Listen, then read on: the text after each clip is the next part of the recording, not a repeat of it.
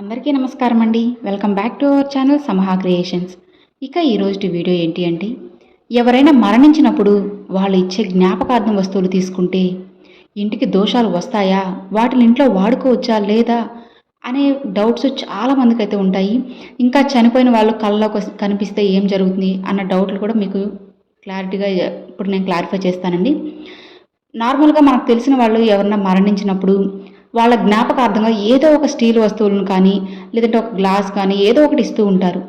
అయితే మనలో చాలామందికి జ్ఞాపకార్థంగా ఇచ్చే ఈ వస్తువులను తీసుకుంటే ఇంటికి ఏమైనా చెడు జరుగుతుందా, వాటిని వాడుకోవచ్చా లేదా అన్న సందేహాలు ఉంటాయి. ఇక ఎవరైనా మరణించినప్పుడు వాళ్ళ కుటుంబ సభ్యులు ఏదో ఒక వస్తువును వాళ్ళ జ్ఞాపకార్థంగా పంచుతూ ఉంటారు.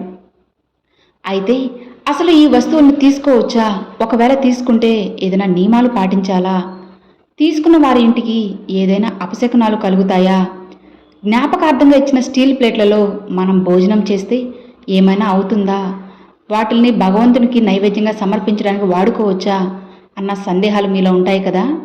ఇక ఈ వస్తువును శుభకార్యాలు వాడవచ్చా అన్న సందేహాలు కూడా ఉంటాయి. అయితే మీకున్న ప్రతి సందేహం గురించి ఇప్పుడు నేను ఈ వీడియో అయితే మీకు క్లారిఫై చేస్తానండి.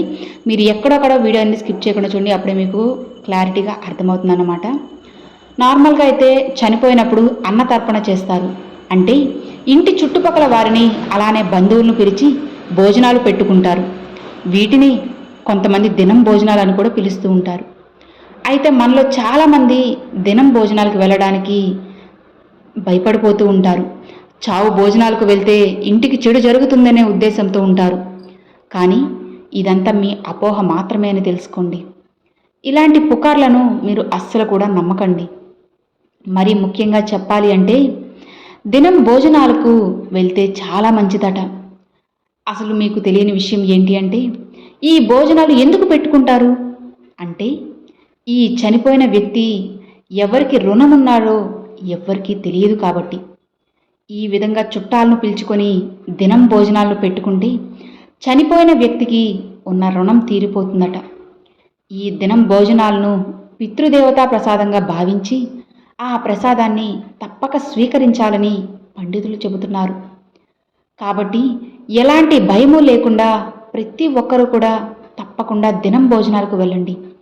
ఈ అన్నదానం వల్ల చనిపోయిన వ్యక్తి ఖాతాలో పుణ్యం లభిస్తుంది. దీనివల్ల ఆ వ్యక్తి పాపాలన్నీ నశించి స్వర్గానికి చేరుకుంటారట. కాబట్టి దినం భోజనాలకు చాలా ప్రాముఖ్యత ఉంటుంది. ఇక చనిపోయిన వారింటికి వెళ్ళి మనం ఇంటికి తిరిగి వచ్చేప్పుడు వెళ్ళొస్తామని చెప్పకూడదు.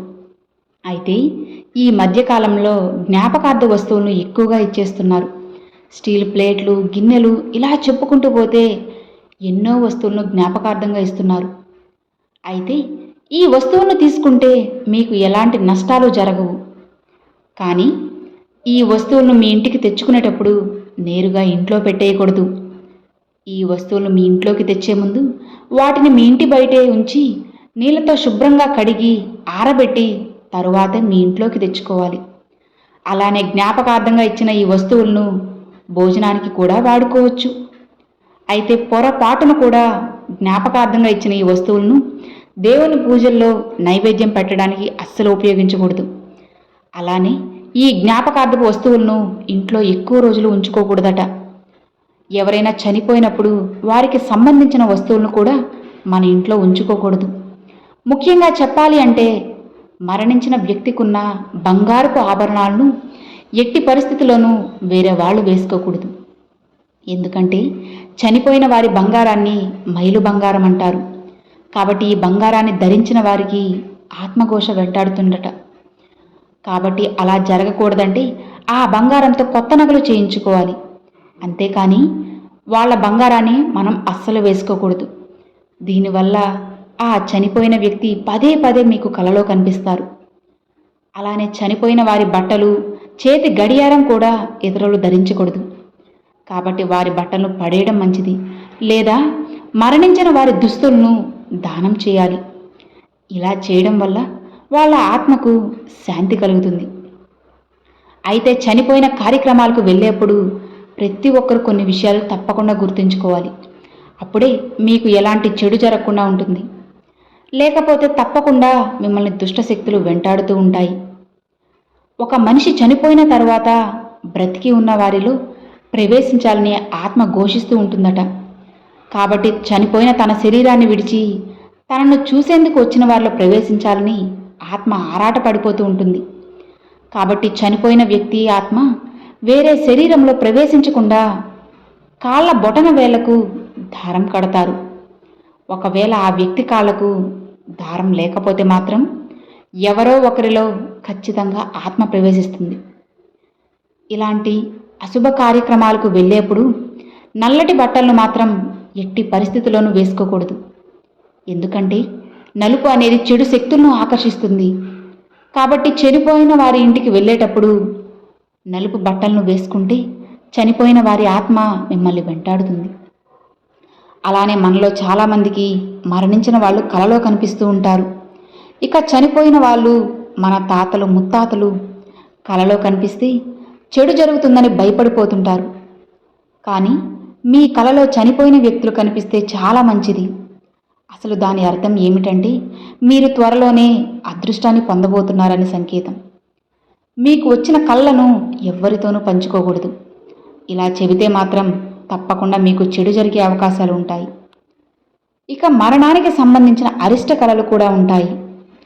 కలలో ఆత్మహత్యలు కనిపించినా, దెయ్యాలు కనిపించినా మీకు ఏదో సమస్య రాబోతుందని అర్థం. ఇక చనిపోయిన వారి పటాలను ఇంట్లో పెట్టాలి అంటే ఖచ్చితంగా కొన్ని నియమాలను పాటించాలి. చనిపోయిన వారి ఫోటోలను ఒక చెక్క బల్లపైన ఉంచుకోవాలి. పితృదేవతల ఫోటోలను ఉత్తరముఖంగా పెట్టుకోవాలి. దీనివల్ల ఇంట్లో ఎలాంటి నెగిటివ్ ఎనర్జీ ఉన్నా తగ్గి పాజిటివ్గా ఎనర్జీ కలుగుతుంది. అలానే చనిపోయిన వారి ఫోటోలను పడక గదిలో పెట్టకూడదు. తల్లిదండ్రులు చనిపోయినప్పుడు కొడుకులు 1 ఏడాది పాటు ఏటి సూతకాన్ని పాటించాలి. సూతకంలో చేయకూడని పనులు ఏమిటంటే పూజలు చేయకూడదు, అలానే కొండ ప్రాంతాలకు వెళ్ళకూడదు, పండుగలు పుట్టినరోజులు చేసుకోకూడదు అంటే కొత్త బట్టలను కూడా వేసుకోకూడదు, కొబ్బరికాయలు కొట్టకూడదు, మగపిల్లల పెళ్లి చేయకూడదు. కానీ ఆడపిల్లల వివాహాలు మాత్రం చేసుకోవచ్చు. అర్థమైంది కదా? మీకున్న డౌట్స్ అన్నీ ఈ వీడియోతో క్లారిఫై అయ్యాయి, మీకున్న సమస్యలను తొలగిపోయాయని అనుకుంటున్నాను. మరొక మంచి వీడియోతో మీ ముందుకైతే వస్తానండి. Thanks for watching friends.